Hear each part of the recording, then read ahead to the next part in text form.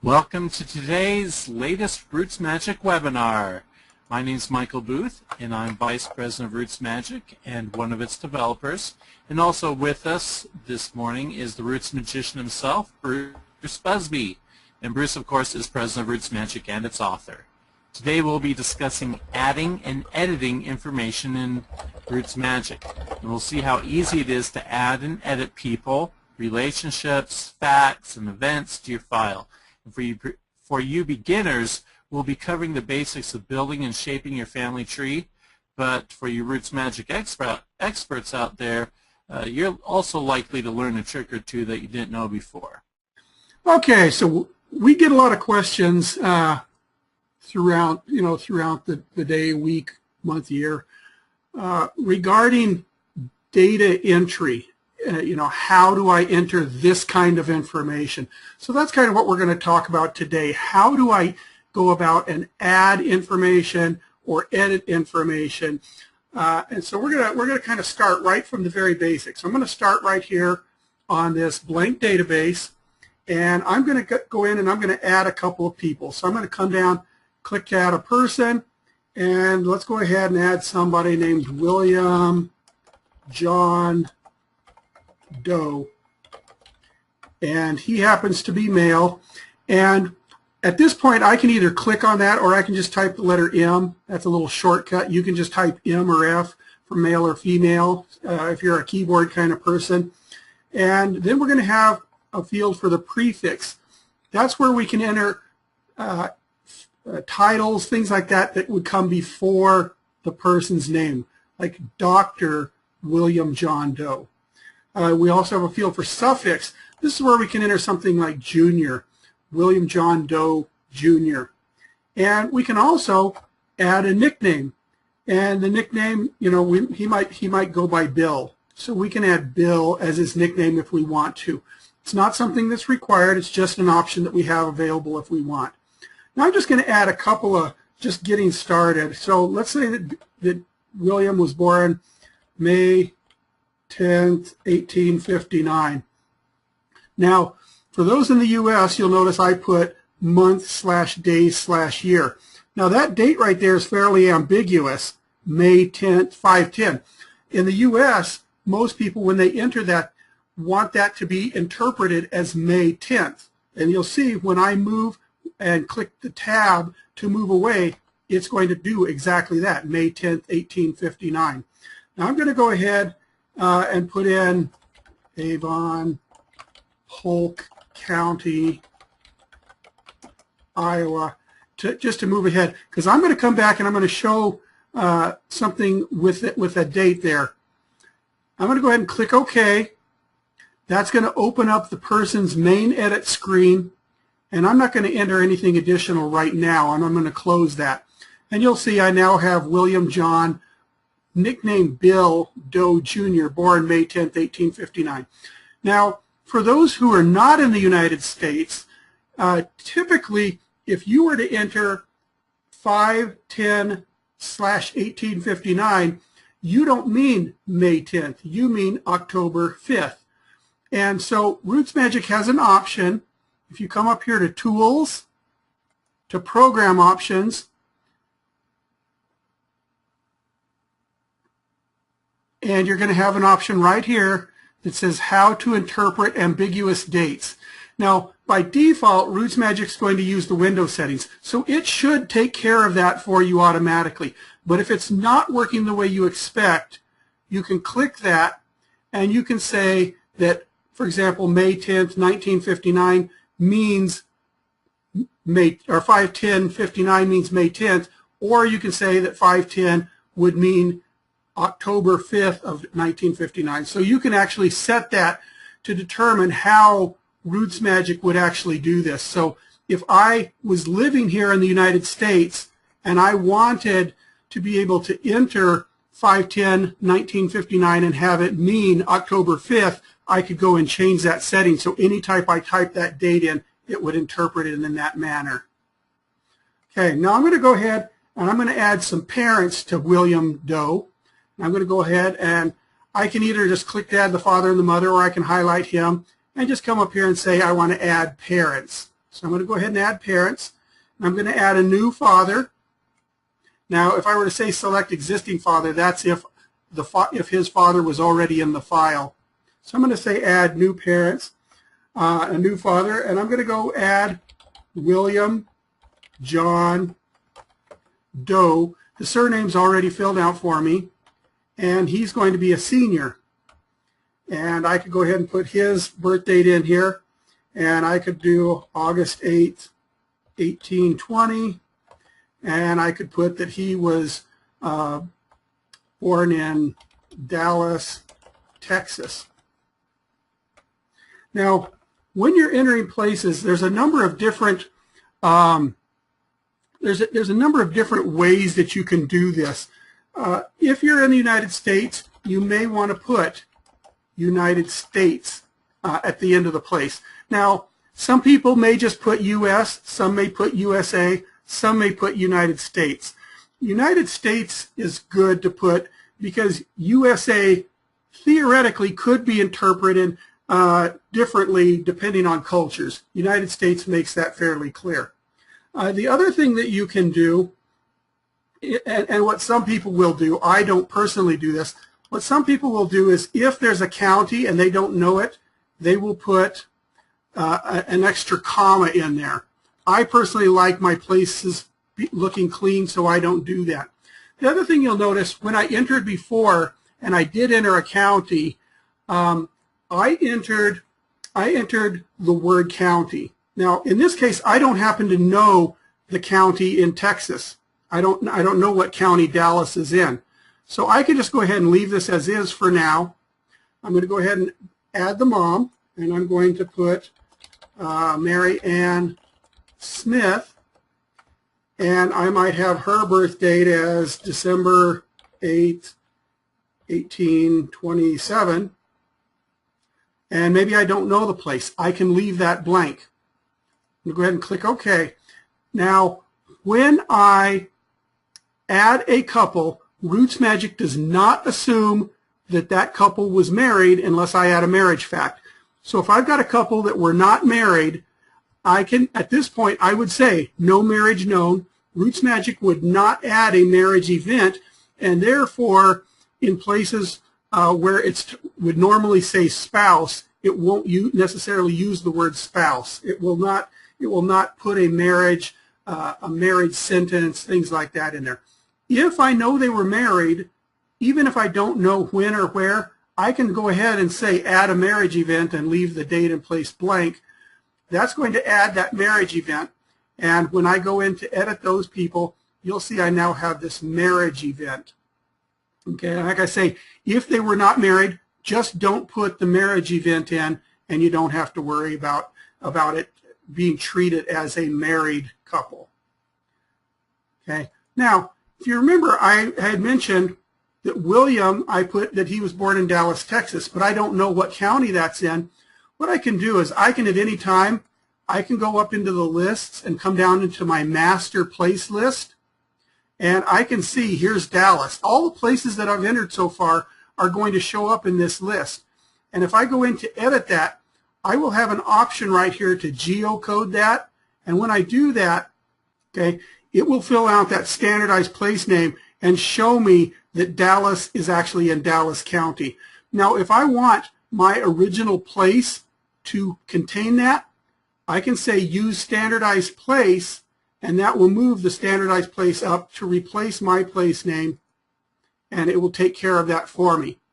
Now I can go ahead and close this out, and when I go back into William John Doe Sr., you'll see that his birth is now in Dallas, Dallas County, Texas, United States. Now, as I mentioned, some people on a county will actually go ahead and put Dallas County. They'll either spell out the word county or they will put CO period. It's up to you whether you want to do that or not. One advantage to putting the word county or the letter CO period is that sometimes, like in the case right here, Dallas is both the city and county. And if we have something like this where we have Dallas, Dallas, Texas, we know that's the city of Dallas in the county of Dallas. But if we were to edit that birthplace and all we actually had was Dallas, Texas, that's ambiguous. We don't know if that means Dallas, the city in Texas, or Dallas County. It could be some other city, but in Dallas County. And that's where you might want it to actually say Dallas County, Texas. Okay. Another situation happens to be, for example, I happen to have been born in Albuquerque, New Mexico. Now, Albuquerque is in a county called Bernalillo County. The problem is that in New Mexico, there's actually a city named Bernalillo, and Bernalillo, the city, is not even in Bernalillo, the county. So if you have Bernalillo, New Mexico, that could either be Bernalillo, the city, or Bernalillo, the county, which are two different things. As I mentioned, the city is not even in that county.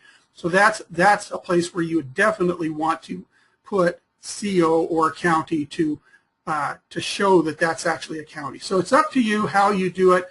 Just whatever way you choose, just try to be consistent with that.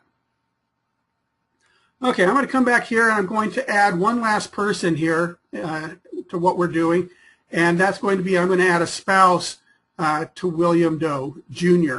And so I can just highlight him, say add spouse, and again I'm going to add a new person for the spouse, and we'll call her Alice Jones, and let's go ahead, we'll say she was born on September 3rd of 1860. Okay, again, we'll go ahead and say yes, they were married. There's that marriage event, and it brings up that edit screen. Okay, so what we've done is we've added 4 people to this file. We've added a person, we've added some parents, and we've added a spouse. Now what we want to do is we want to go in to the person's edit screen and start expanding on entering as much information as we have on that person. So let's go ahead and start with William Doe Jr. I'm going to double click on his name, and that is going to open up his edit screen where we can begin putting together a timeline of his life. Now, the edit screen basically consists of 2 parts. Here on the left, we have a list of all the pieces of information that we know for that person. Unlike most programs, we put everything about that person right here in this list. Okay, so when we add individual events like birth, death, burial, those show up in the list. If there are marriage events, those will show up in the list. You don't have separate screens for each marriage for the person. It's all right here on this one screen. We also show you individual information about that person, and if that person was married, we will have a list of their spouses, and if the person had more than one set of parents, you may have multiple sets of parents listed here, and we will do that in this lesson to kind of show you some of the things that you can do when you have multiple spouses, multiple sets of parents, handling adoptions, things like that. Okay, so I'm going to go into here, and I'm going to just kind of start right from the beginning. When I highlight the person row, I have the ability to edit that information over here on the right. Whatever I highlight on the list on the left, I can edit that information on the right side. Okay, so when I highlight the person row, I can come over here and I can edit the given names, I can edit the surname, I can edit the person's sex or gender, and I can edit the prefix, suffix, and the nickname. There's one last item on this particular row, and that is this checkbox for living. Now, by default, RootsMagic is going to have this living checkbox checked. Okay? In other words, it is going to assume that this person is living unless you put in some information that RootsMagic can use to determine the person is not living. And in this case, when I added a birth event from 1859, RootsMagic made the wild assumption that that person is probably not still living, so it went ahead and unchecked that checkbox. If you had a death fact or a burial fact or a cremation or a will being probated, RootsMagic will also uncheck that living checkbox for that. Now, the only place that this living checkbox is really used is when you're doing something like privatizing information. So in other words, if you're going to create a GEDCOM file that, if you're going to create a GEDCOM file and you want to say privatize this, don't include anybody that is living in that, that's where RootsMagic will look at that living checkbox rather than trying to calculate from birth dates and death dates and that type of thing for each person. It is going to use that living checkbox. Now, the advantage of having this living checkbox is that if you have a person that you don't have a birth or death or any information, you don't have any dates, but you know that that person is deceased, you can come uncheck that living checkbox to basically let the privatizing features know that. Now, we do have people that ask, why does RootsMagic assume they are living? Why doesn't it assume they're not living, since most of the people I enter are not living? And the reason for that is because RootsMagic wants to make sure you do not accidentally include a living person on a website that you create or in a GEDCOM file that you create. So RootsMagic assumes they are living unless you either have enough information to say otherwise, or you specifically go in and say that person is not living. That way you don't have to accidentally worry about forgetting to uncheck or to check that living for a living person and accidentally have a living person's information up on a website that you created. I can see that what is the living cutoff, how old? I don't know exactly off the top of my head, but it's around 110, I believe. I'm not exactly sure. I'd actually have to go in and either experiment with it or look at the code itself, but I believe it's around 110 years old when you enter a birth event. Okay, so that's the information that we can do when we are working with the person. Now, if I make a change, and I haven't made any changes, but if I did make a change to this, let's say he was a doctor, so I went in and entered doctor. When I start typing something in, you'll notice that it will enable the save and cancel buttons. So I can put doctor, and you'll notice that the save and the cancel buttons are now enabled. I can click save to save that modified. But I don't actually have to click save. If I come over here and switch to a different row, you'll notice it saved that automatically. So the save is kind of a feature that you don't have to actually use. The reason we have save in there, to be honest, is because when we made a change, we did have an option for cancel, because cancel is something you want. If I delete that prefix and decide, oh, I didn't mean to do that, I can click cancel, and that prefix is restored back there. What happened, though, is by adding the cancel button, we had a lot of users saying, why can't I save this? If I can cancel it, why can't I save it? So we added that save button, even though it's kind of extraneous. It doesn't actually have to be clicked, but it is there. So if you're used to doing save every time, you can do that, but just be aware you don't actually have to do that each time.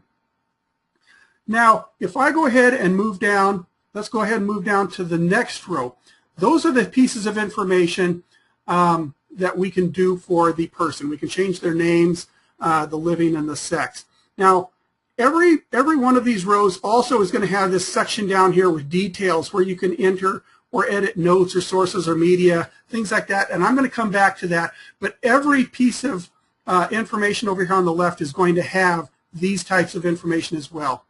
But I'm going to go ahead and move down to spouse, because I'm talking about this upper section that you can edit for each person. So when I select the spouse row, you'll notice that I have a couple of options right here. When I'm highlighting the spouse for John Doe or for William Doe, I can set the husband label and the wife label. In other words, what do I want William and Alice to be called? And by default, it's going to use father and mother. Now, what this is used for is if I close this out and I select those, and I select them, William and Alice, I got father and mother. If I do a family group sheet, if I come in here and do a family group sheet, when I print this family group sheet, okay, I thought I had selected, well, I didn't. Okay, when I go in and I select the family group sheet, you'll see that the labels it uses here are father and mother. Okay, now if I come out of here and go back into his edit screen and say change this to husband and wife and save that, now if I do a family group sheet for them, it's going to put those labels as husband and wife. You also have the ability to choose partner and partner. That can be useful if the couple was never married and didn't have any children. That's available there as well. Okay, so you also, when you're working with a spouse, you also have the ability to select a proof. And this is, of course, optional. You can just leave it blank. But this is where you can choose whether you feel like you have proven to your own satisfaction that Alice really is the spouse of John Doe. You can actually add additional spouses and say that this spouse is disputed or that this spouse has been disproven. In other words, you may want to say, add a spouse and say, this spouse, while it's a family tradition that they were married, I've got proof that they weren't. So that's what the proof is there for. You can also make this relationship private. To be honest, there's not a lot of places where this gets used yet. This is actually a feature for the future to be able to privatize the relationships as well. Okay, let's go ahead now and move from spouse to parents. Now, with the parents, you have a couple of options over here. You have your proof. In other words, do you feel like you've proven that William Sr. is the father or that Mary Ann Smith is the mother? You have those same proof options, but you also have the ability to choose what the relationship is for Junior to Senior here. Is this his birth father, or was he adopted by this father, or step or foster, related, guardian? You have a number of different options. Now this is useful when you have multiple sets of parents. So let's go ahead and hop out of here. I'm going to go ahead and close this screen. And right now I have William John Doe, and when I look up here it shows that he has one set of parents. And if I look at that, I can see that. Now I'm going to go ahead and highlight him, and I'm going to say add parents, just like I did the first time when I added William Doe Sr. and Mary Ann Smith as parents. I'm going to go ahead and say add parents again, and RootsMagic's going to warn me, this person already has parents in her. Do you want to add another set? So I'm going to go ahead and say yes, let's add another set of parents, and RootsMagic's going to ask me to add a father. Now, let's say that William Doe passed away and Mary Ann Smith remarried, and that the new husband adopted Junior. Okay, well, I can come in here and I could say, for the father, I want a new father. I'm going to add a new person. I'm going to add a new father. So I'm going to go ahead and do that.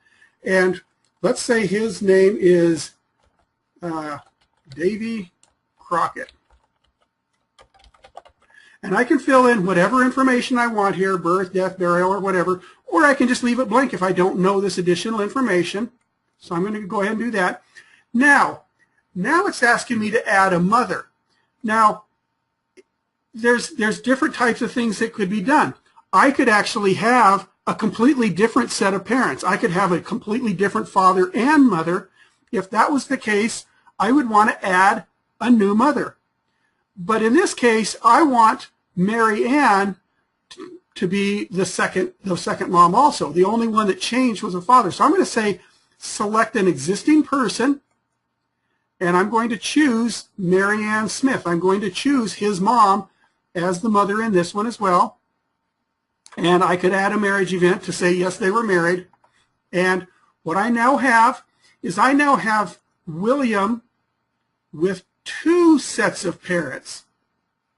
Okay, when I click on that, I can see he's the son of William and Mary Ann Smith, but also Davy Crockett and Mary Ann Smith. And if I want to show William related to Davy and Mary Ann, I can just, when I do this, I can click right here, and it's going to switch him so that it is now showing him with that second set of parents. Okay, so instead of showing him with William Sr. and Mary Ann, it's showing him with Davy and Mary Ann. I can come back up here and click Parents again and switch back to the originals. And so that lets me actually switch back and forth between as many sets of parents as I want. Whichever set of parents I switch to, that's the set of parents that reports, ancestor reports will use. As an example, right now I'm showing him with his father, William Sr. and Mary Ann. So if I were to come up here and do a pedigree chart, that's going to show William with his parents, William and Mary Ann. On the other hand, if I select him and switch to the other set of parents, and then select him and go in and do a pedigree chart, it is now showing him with his parents, Davy and Mary Ann, so it's going to follow the Davy Crockett line. Okay, so that's going to actually let you switch back and forth between multiple sets of parents. Now, I'm going to go back into his edit screen, and you'll see I now show both of those sets of parents that I added. And so in this case, when I select William John Doe and Mary Ann Smith, those were his birth parents. Davy Crockett, when I come here, Mary Ann is still his birth mother, so I can leave that as birth. But Davy Crockett adopted him. Okay, so now I can show William and Mary Ann as the birth parents, or I can show Davy as having adopted him, and Mary Ann was still his birth mother. Okay, now if I were to add multiple spouses, they would also show up here as well. Okay, so as I add more sets of parents, more sets of spouses, I can do that as well. Okay, so are there any questions, Mike, on kind of this, the relationship part of this? No. One question, though, on if you could apply multiple relationships to a father and mother. So, you know, if you had a stepfather and guardian or something like that. Yeah, there's not really a way to, if you're a stepfather and guardian, you basically are going to need to choose one of those relationships, because the only way you're going to be able to get that additional relationship would be to have the multiple sets of parents entered. You'd actually have to enter the set of parents twice. Now, in this case, like I say, Mary Ann, I have her as the birth mother in both. She's the same person, you know, so when I show her as parents here, she right there is the same person as she is there. And on one of those, she could be the birth mother, and on the other one, I could change it to something else. I could change that to guardian, but it's basically in a different parental relationship. Okay. This will probably fall into what you're going to talk about next, but some people have asked, in the case of the adoption, would it automatically change his last name? Right. Okay. Now, in that case, RootsMagic is not going to automatically change his name, but what you're going to do is, when he was adopted by Davy Crockett, he may have changed his name to Crockett. Now, just because a person is adopted, the child does not always change their name. So RootsMagic is not going to automatically do that, because there are situations where that wouldn't occur. So what you can do is you can come up here and you can add a fact. And one of the fact types that you can add, you know, you have all the built-in, the birth, death, burial, but there's a fact type called alternate name. And so you're going to go ahead and choose the alternate name fact type and click select, and RootsMagic is going to add that new fact type and put that information up here. Now, in this case, you'll notice when I'm highlighting alternate name, instead of having dates and places like a birth fact would, it actually has your name fields. So I can come up here and say his given names were William John Crockett. Okay, now in addition to that, and I also have the prefix, suffix, and nickname and the proof, all of those same kind of things as I had before when I entered his primary name, I also have a field called name type. Okay, and so this is where I could actually say this is an also known as, a birth name, an immigration name, married, nickname, or other spelling. So I can choose what name type I want right there. The other thing that you have here is a date. So this is great because this way you could say that on January 1st, 1871, and then I can go ahead and save that. On January 1st, 1871, his name changed to William John Crockett, and I can see at the age of 11. Now, the thing that's really nice about this is because alternate name is treated just like every other piece of information, I can come over here and I can add a note about the alternate name. I'm not limited to just that. I could come over here and I could go into the note for the alternate name, and I could put something like William was adopted by Davy Crockett in 1869, but didn't legally change his name until 1871. So I can put a note that goes into more detail about this actual alternate name, and now I have a note. The other thing I can do is I also can add sources. So if I actually have a legal document that says this was his name change, I could come into here and click on sources, and this will be my citation or my source for that name. And I can come in here and I can say I want to add a new source.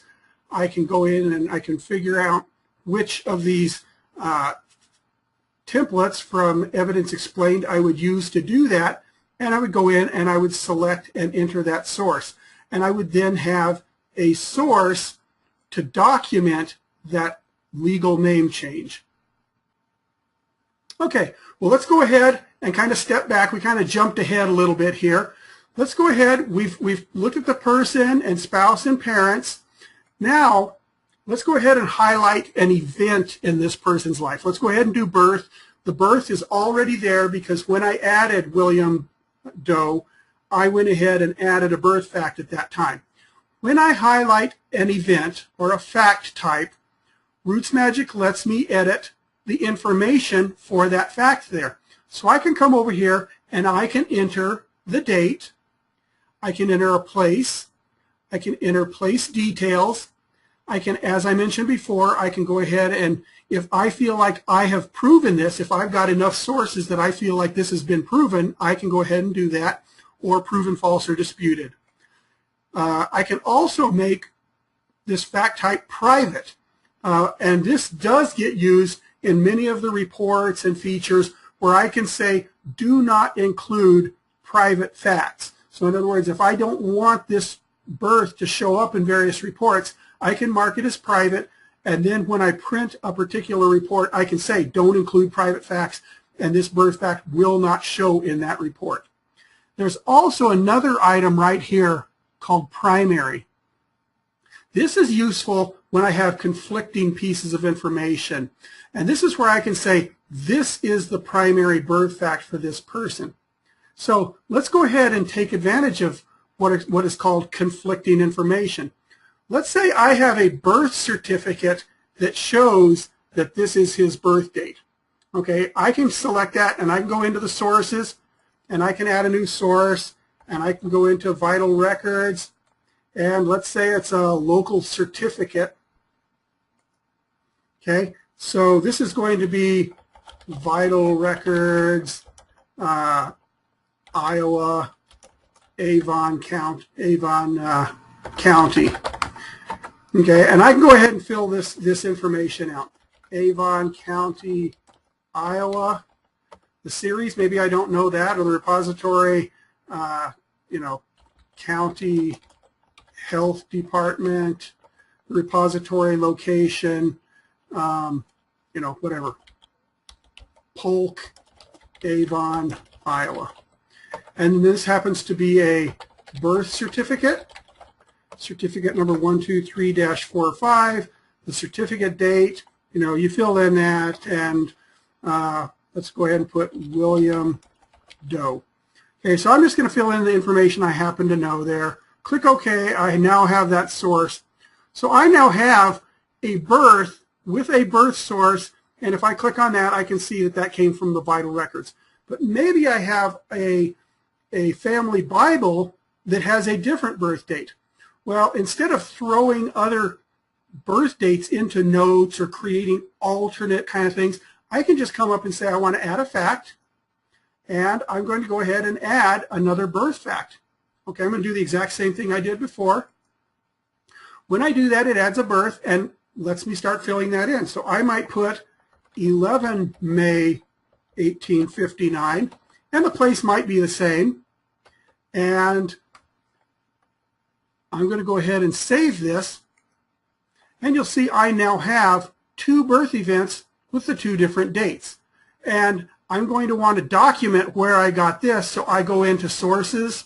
I'm going to say add a new source, and I'm going to do a family Bible. And let's see, I'll go ahead and use this one. And I can put, Doe Family Bible. Fill in all of this stuff. John Doe. Fill in everything I need to there. Put that it was on, inside front cover. And so I now have that source. So I now have my two birth events, each with their own unique sources that document that particular piece of information. Now, I may feel like this particular vital record is more accurate than that birth certificate. If that's the case, I select that birth, and that's where I will choose primary. And by making one of these primary, that becomes the birth that's going to show on pedigree charts and on various reports. But I can go ahead and keep track of all those conflicting pieces of information, but I can choose which one it is that I actually want to show up. Now, I see a couple of questions on changing the order of some of these events. Now, by default, RootsMagic is going to automatically sort all of this information that you enter for a person by date. It's going to automatically take care of that for you.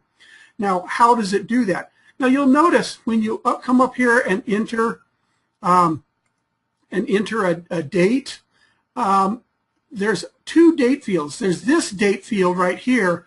That's the date that's going to print and display. That's the one that's going to show up in reports and everything. But there's also a date field down here called the sort date.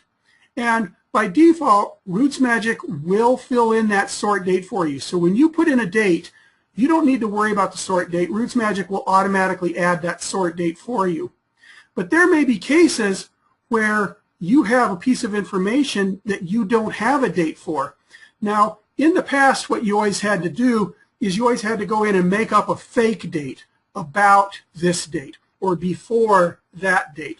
RootsMagic does support all of those. I can go in and create before and after and about dates, but I don't have to make up a fake date just to get a piece of information to show in the right place. As an example, let's go up here and I'm going to go ahead and add a fact, and let's add a death fact. So I'm going to come down here I'm going to add a death fact. And for the death date, I am going to put 1920. Maybe I don't know the date or place. Now, when I move away from there, you notice it put the sort date as 1920. Okay, I'm going to go ahead and save that. When I save that, you'll notice this marriage is now actually appearing after the death. The reason for that is because I don't have a marriage date, and maybe I don't know the marriage date.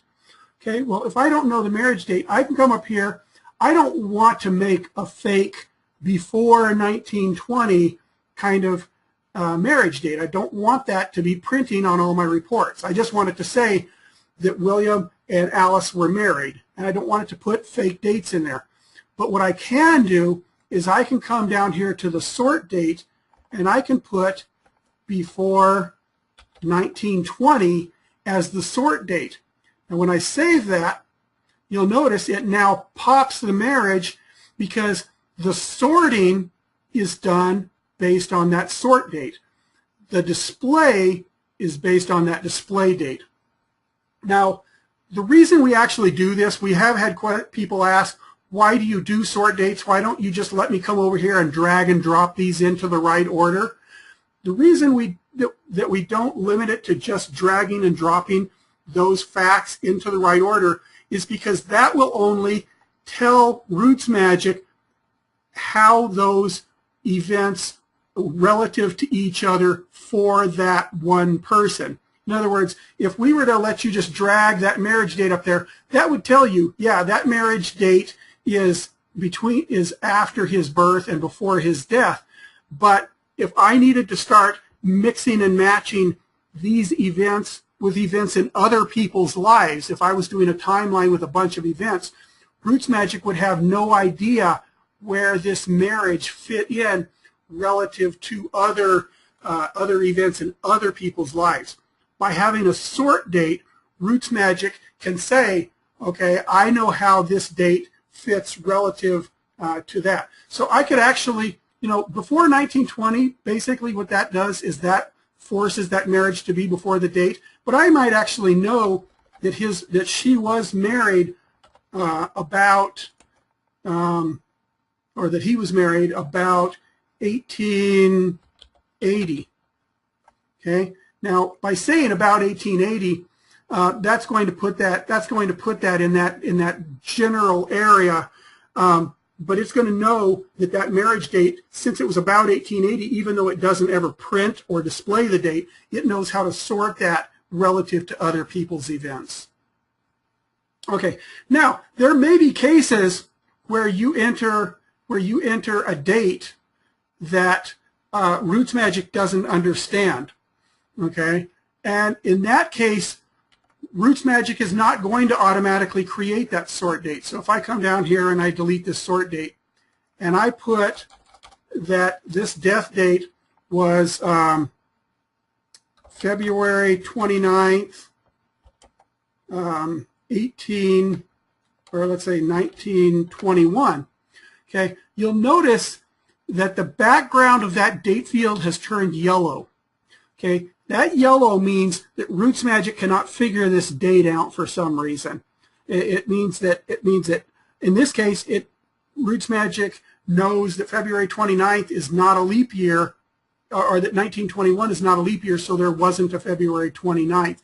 So when I move away from there, that sort date is not going to be filled out.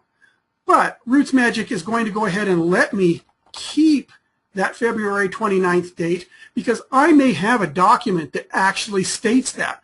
I may have a certificate that says this person died February 29th, 1921. Well, I don't want to have to put February 28th or March 1st just because the program can't handle that. And so I can go ahead and leave that date even though it's completely an invalid date, and then I could come down here to the sort date and enter a date like February 28th, 1921 or March 1st, 1921 to make that marriage sort into the right order even though it's using a completely invalid date.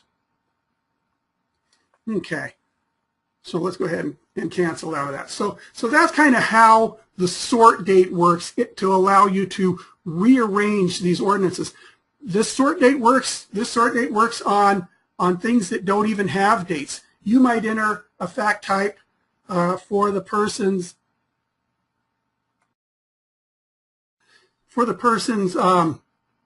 driver's license number, something that doesn't have a date.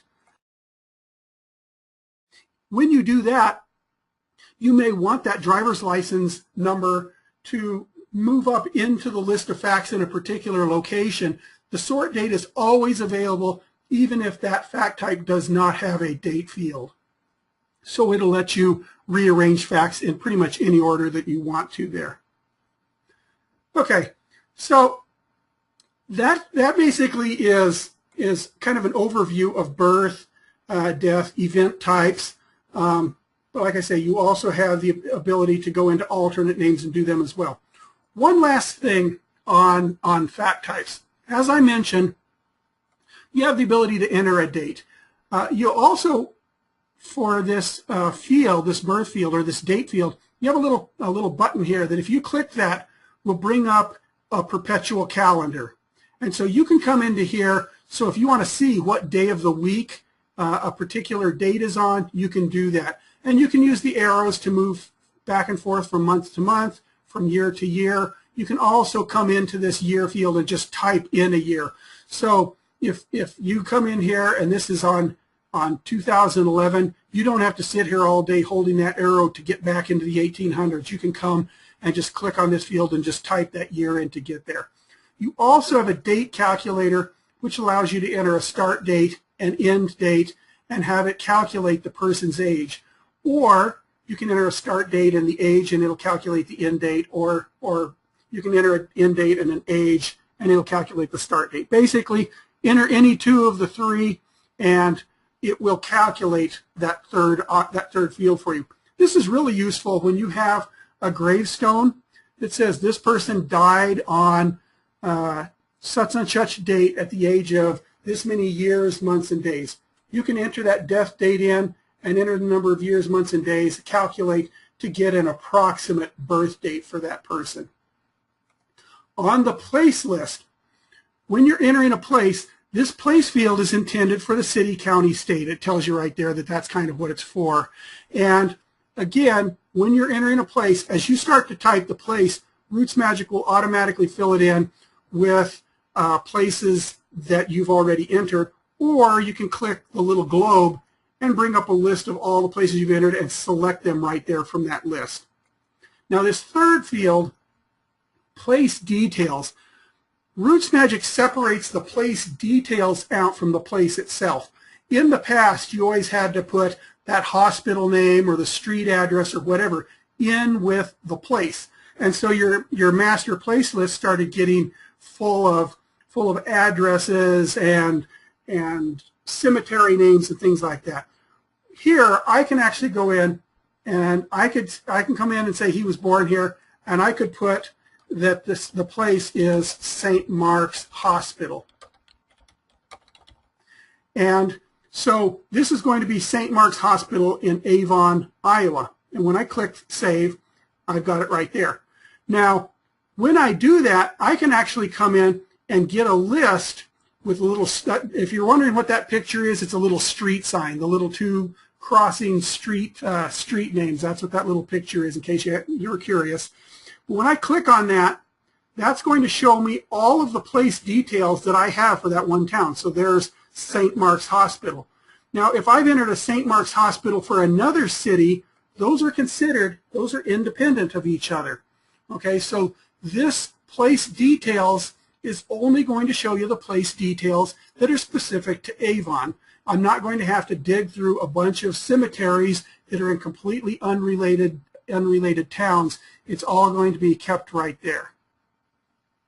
Okay, and so that's the place details. One last field that sometimes will show up here, and let's go ahead and do that. I'm going to add a fact, and I'm going to do occupation, OCC.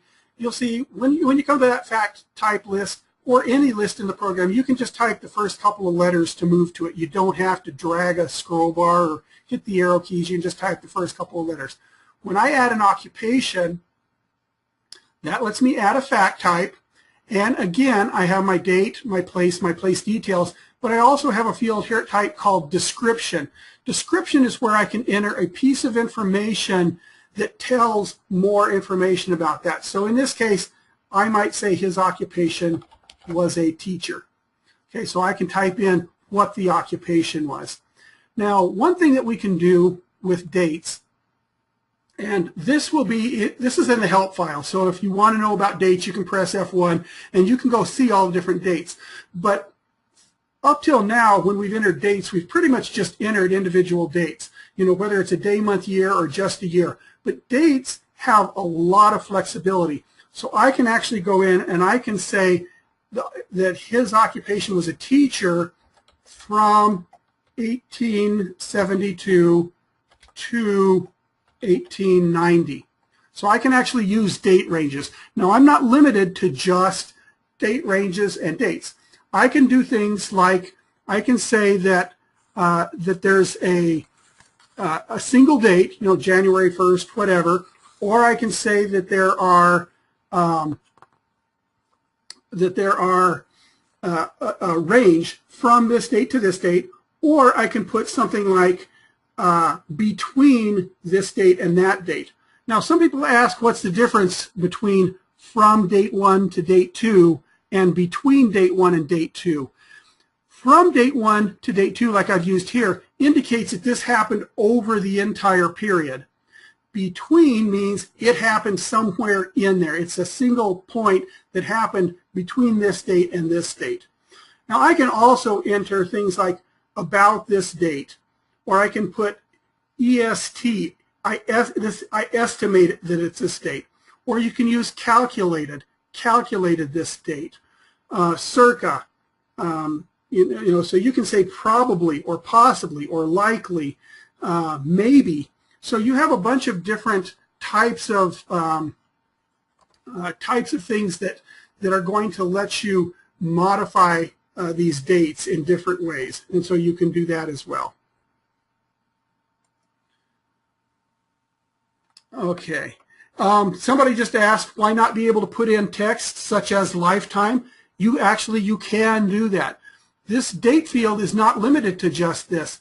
I could put instead of this occupation, I could put his entire life.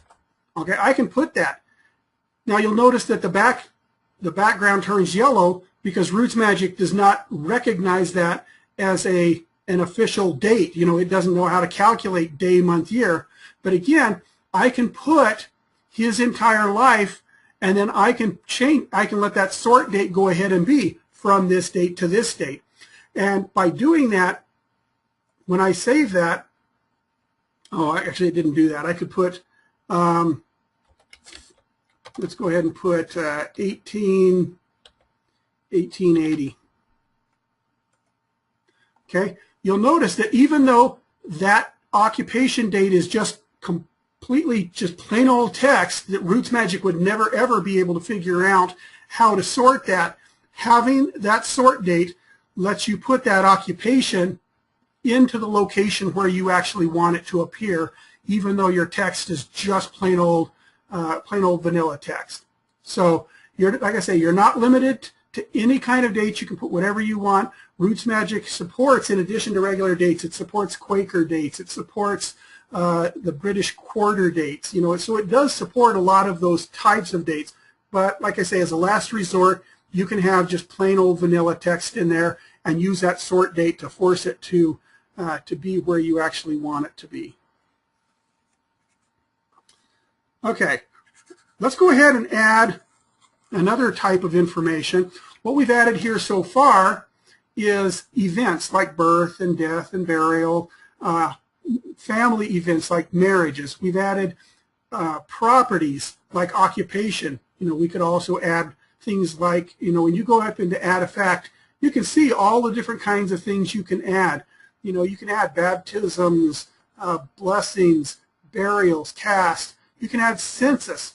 Census can be really handy. You can go in and actually enter a census record for each census that you find that person in, and you can have as many census records as you want there. You can also add things like living. You can add things like residence. I saw a question saying, what's the difference between living and residence? Residence is intended to keep track of a place where the person actually lived. If you actually know a street address, you can go in on residence and put in the place as the city, county, state, and put in the place details as 123 Main Street. You can keep the actual street address.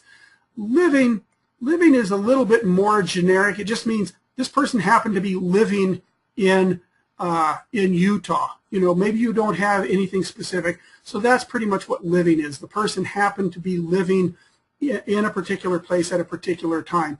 It also can be used just to show that the person was living. Okay, you may have some information that said this person was a witness to something that had nothing to do with, you know, anything you're tracking, but you can say, I know that this person was living on this date. I don't know where or anything like that, but I know he was living on this date because I have this source that shows that he signed something. So you have that as well. You also can keep track of military service. You can keep track of their nationality, their religion, you know, all of these types of things. One of the things that I wanted to show you, though, is you can also keep track of DNA tests. So if you have done a DNA test or multiple DNA tests for a person, you can go ahead and do that. Let's go ahead and select that. That's going to add our DNA test. And the first thing RootsMagic needs to know is what kind of DNA test is this? Is this the mitochondrial or is it the Y chromosome? Okay, the Y chromosome is only going to track that male line. So let's go ahead and pick that. That's the one that actually tends to be the most popular, the most common. But you can choose either one of them and the program will handle it accordingly. But if I go ahead and say the Y chromosome test, RootsMagic's going to pop up a screen right here where I can actually keep track of the markers for that particular DNA test. Okay. Now, what you'll do is you'll come over here to what laboratory. Okay, what laboratory did it?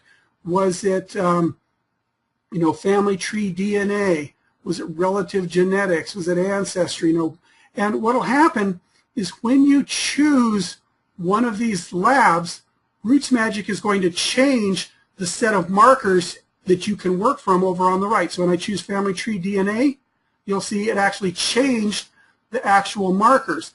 Okay, RootsMagic knows what markers each lab provides.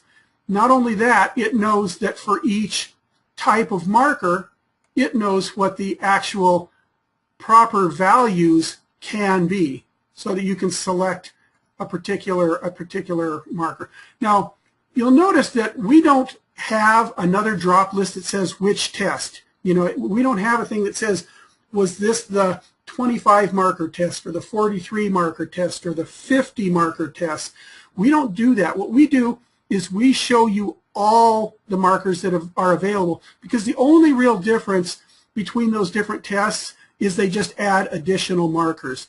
So if you happen to have the 25 marker test, you can come down here and you can say the test was the 25 marker, you know, or the 43 or the 50 or whatever. You can choose that and then just fill in the markers that were included in that test. What's great about this is if you were to do, for example, a 25 marker test and then later, you know, won the lottery and could afford the larger test, you, instead of having to go and do it separately, you could come in and just change this to the 50 marker test, and those original 25 markers, you don't have to redo those because those will be the same. Because that 50 marker test, all it's doing is adding an additional 25 markers. The original 25 are still there, so you don't have to go in and rechange that. Okay, you can also keep track of the test kit ID, the haplogroup, whether you confirm this. So you basically go ahead, fill in the markers that you've got, and click OK. And RootsMagic will now show you what test type, what lab, what the description was, the ID, the haplocard, and how many of the markers you've actually got. Now, what's really nice is you can also keep track of the date that test was taken. And like all the rest of them, you have the sort date so that you can have that DNA fact type sort wherever in the list you actually want. Now, what's really, really nice is since this test is being treated just like a regular fact type, you also have the ability to add your notes, your sources, or even a media album. So if you've got a scanned image of the little marker chart, you can actually go ahead and keep track of that as well. Now, if you want to get back in, when you're coming into here and you go to that DNA test, if you want to get back into those markers, you just click this button. Okay. Unlike birth, where you can edit date and place and all of that right here in this small area, the DNA test, there's just too much information to try to let you edit all of those markers right here. So you click that button, and that brings up the screen where you can go in and add to or edit that information. Okay. So Mike, so are there any questions on anything we've covered so far?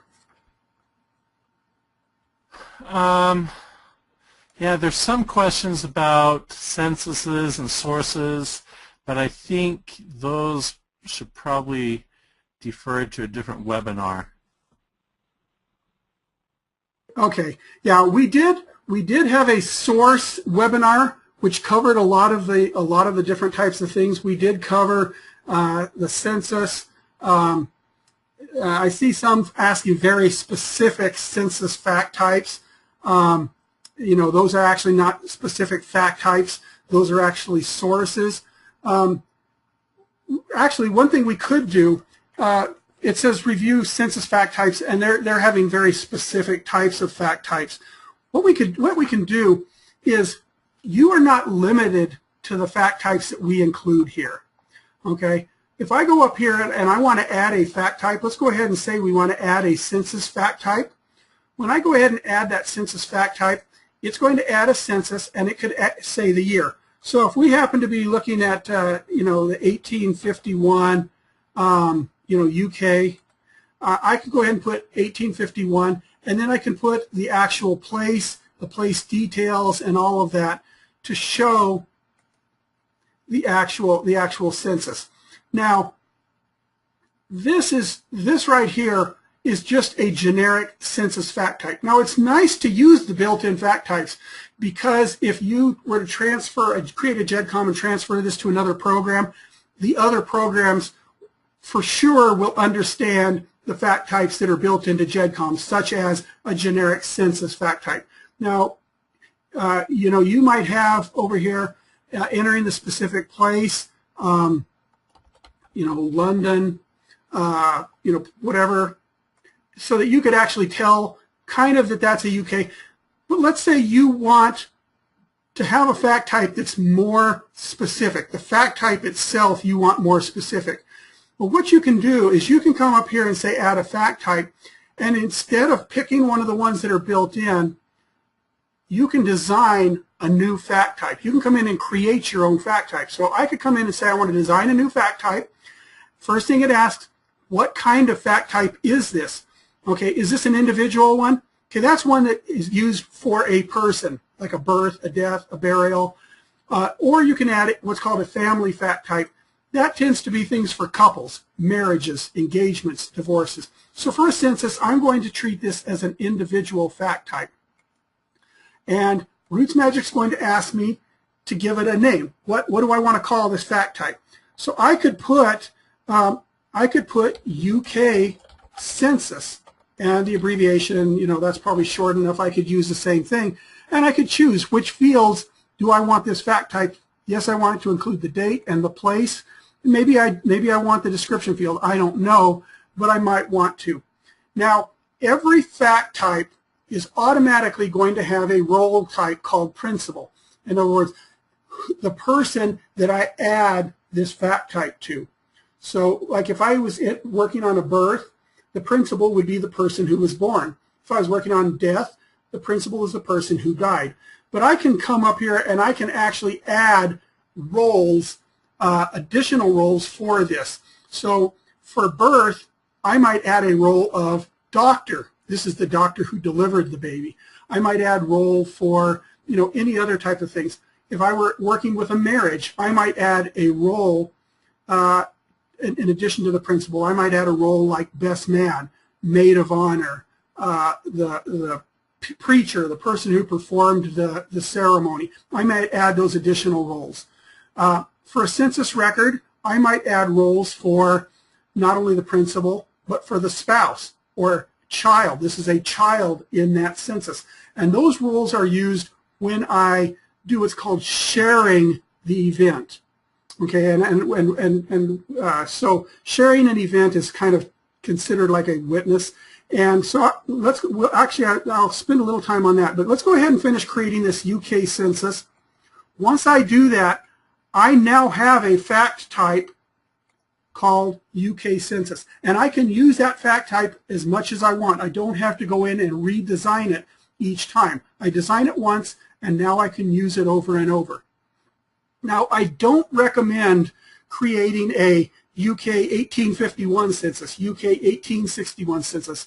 That's just going to be overkill, and you're going to be sorry down the road when your fact type list just gets longer and longer and longer. But by doing it like this, if you wanted to specify that this is the UK census as opposed to, a US census or some other, I can select UK census, select that, and it adds that there, and now I have the date, so I can do 1851.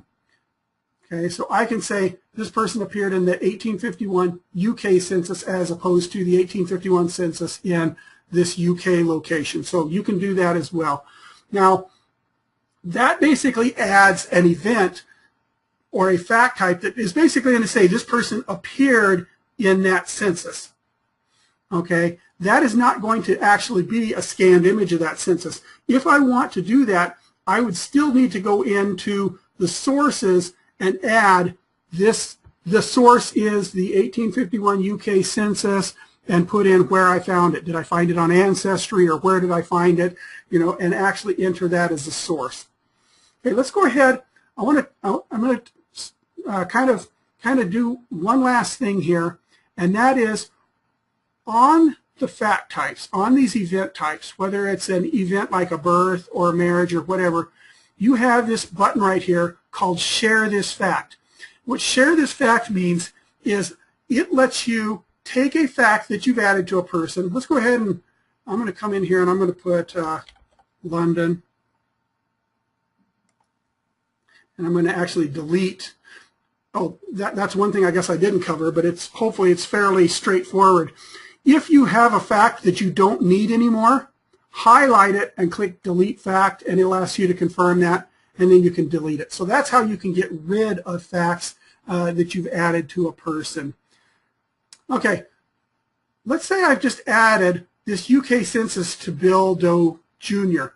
Now, I could go to his wife and actually add it to her as well. I could come out of here and close this up, go to Alice and open up her edit screen, and I could come in here and say add a fact, and I could go down to UK census and select that and type in the date and type in the notes and add the source and do all of those things and just repeat that. And then I could do the same thing for each of the 10 children that were in that census as well.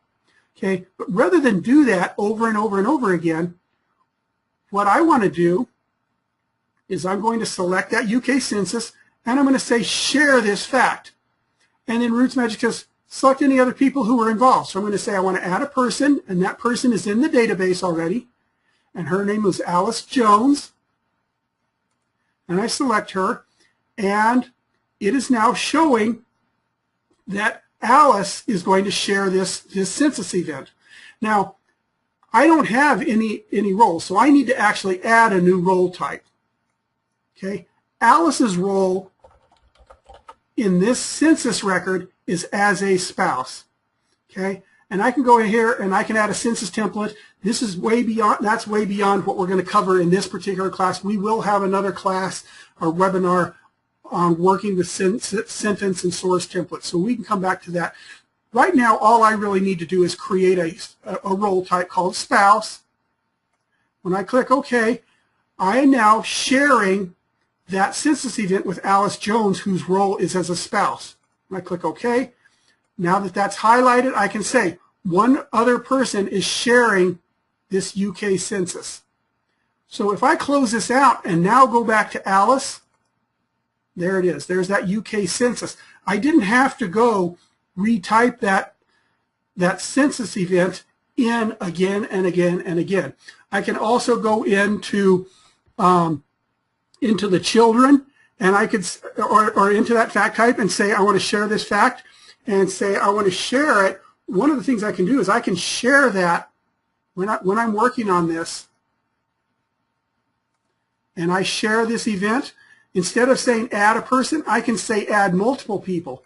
And I could come in here and I could select all of the children and add them all at once. And they will all select, and I could say their role is as a child in here.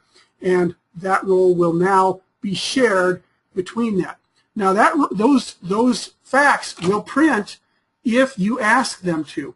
So for example, if I come in to William Doe Jr., if I go into the reports, let's go into forms. I'm going to go into the family group sheet.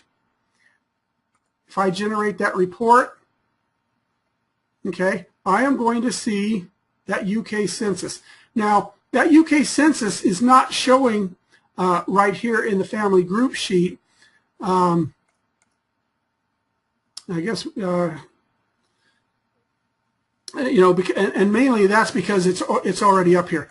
The main place that those other roles, those witness roles, are going to show is in the narrative reports. So if I go into that narrative report, and let's go ahead and do a modified register. This is going to be a very short report. If I go into the options, I can set whatever options I need to and generate that report. Okay, and for some reason that witness role is not showing up here.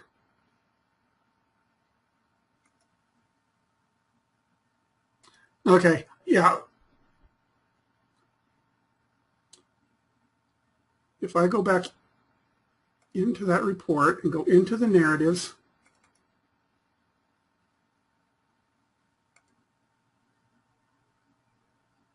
okay. Oh, I know why. What if you remember when we created that spouse role, we didn't create a sentence template. Remember I said it was beyond what we were doing. Normally I create one, that's why it normally shows up. Let's go back and we'll just quickly do one. You'll just have to trust me that this is going to, you know, how this works. I'm going to go back into the fact type list. I'm going to go back into that UK census, and I'm going to edit that. Now you'll see, originally we hadn't created an additional role, but we did that when we actually added a new person and created a new role. So I'm going to go in and edit that role now. This is that screen we were looking at before, and the reason that spouse does not show up, that it doesn't show up, is because we never told RootsMagic how to write a sentence for a spouse in that. So I'm going to go ahead and put this person appeared as a spouse in the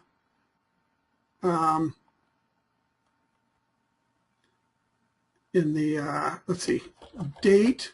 Well, let's put in the household of person in the date UK census. Okay.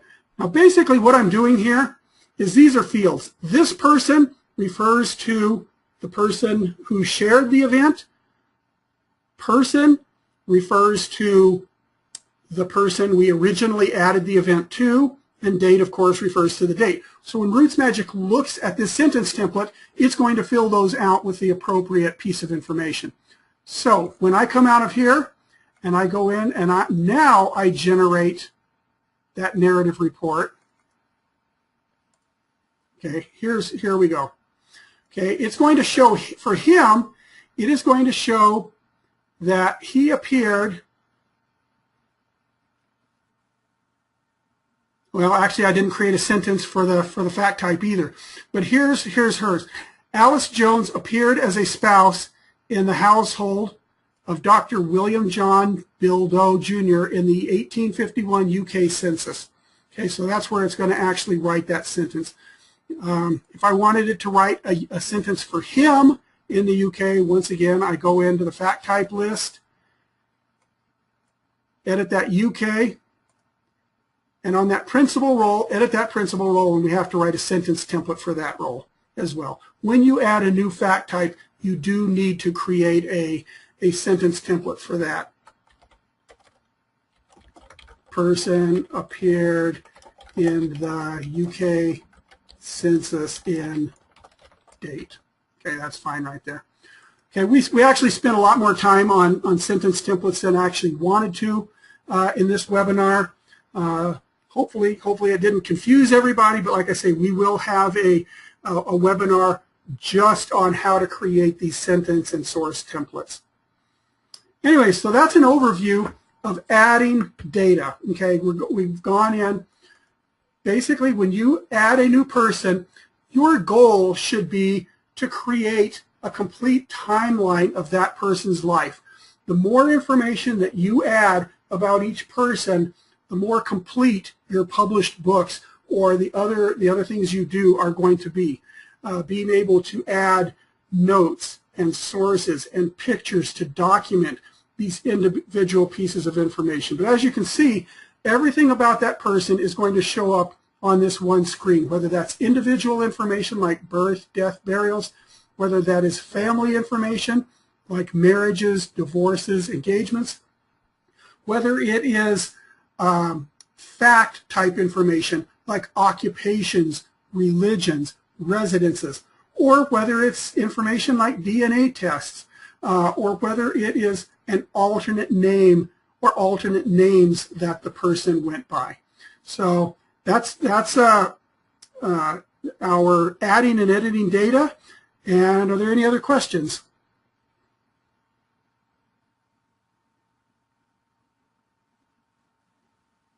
Mike?